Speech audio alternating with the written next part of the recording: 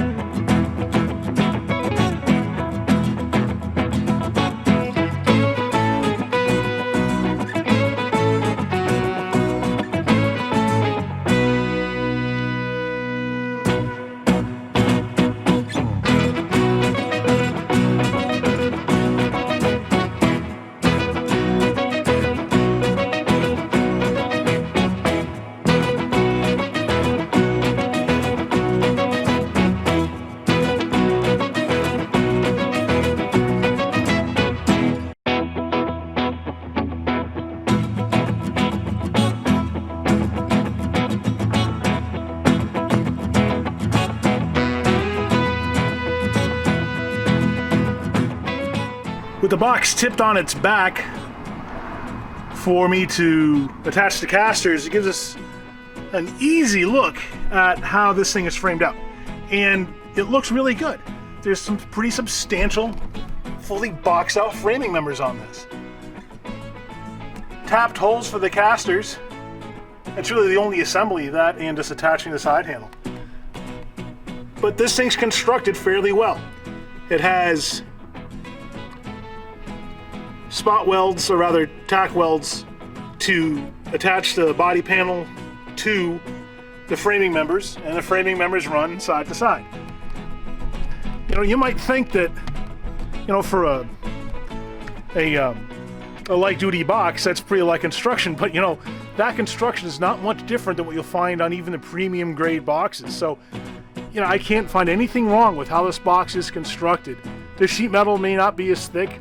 The drawer slides certainly may not have the same capacity as some of the premium grade boxes, but understand what this is used for. This is not to be put in a heavy duty shop environment. Great for light duty work. It's a great starter box. It's terrific if you're doing stuff at home. For me, my requirements aren't that great, which is why I am fine with the Home Depot box and understanding what its limitations and capabilities are. It's going to work great for me.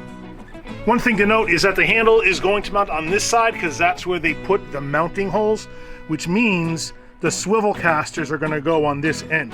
You always put the swivel casters on the side with the handle, and then the other side here gets the non-swivel or fixed casters. So if you're assembling a box yourself, just make sure that you look at that prior to committing yourself.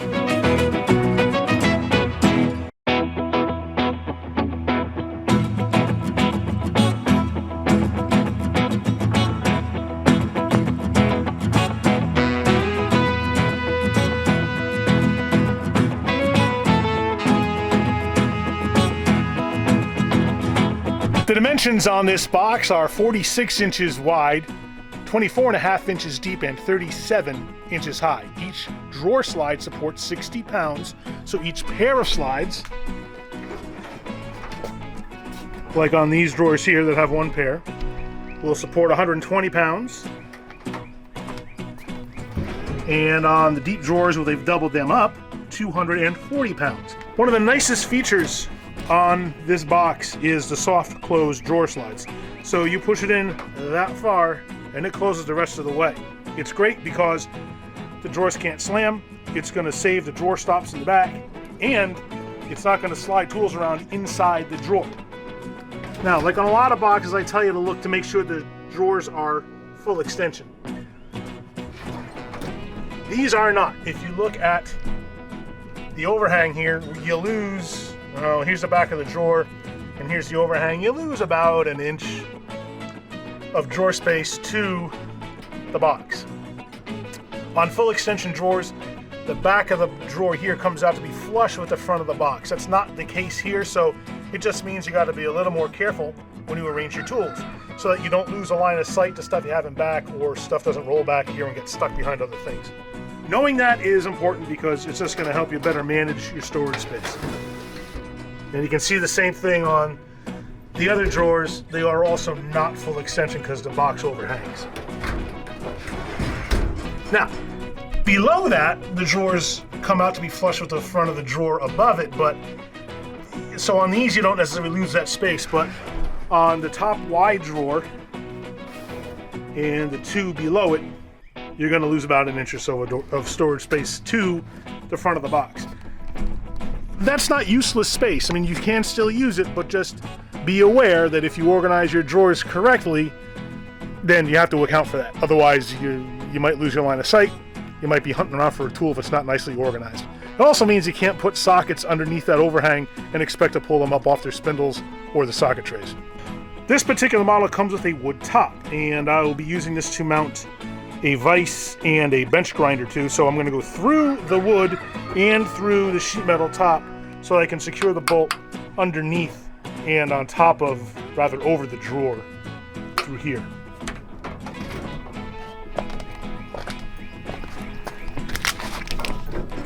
It has a very handy AC power strip, which has 6 outlets on it, as well as 2 USB outlets and a circuit reset switch. And here's your cord to plug it into the wall.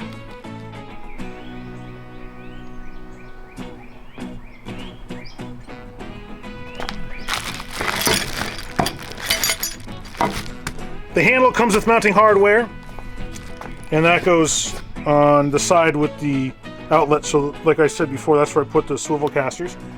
I don't know if I'm going to attach it depending on how tight the spot is. I gotta put it in my office. And it comes with a package of drawer liners. This box is not heavy duty by any stretch of the imagination, so it's not great if you're going to be really loading it down with tools.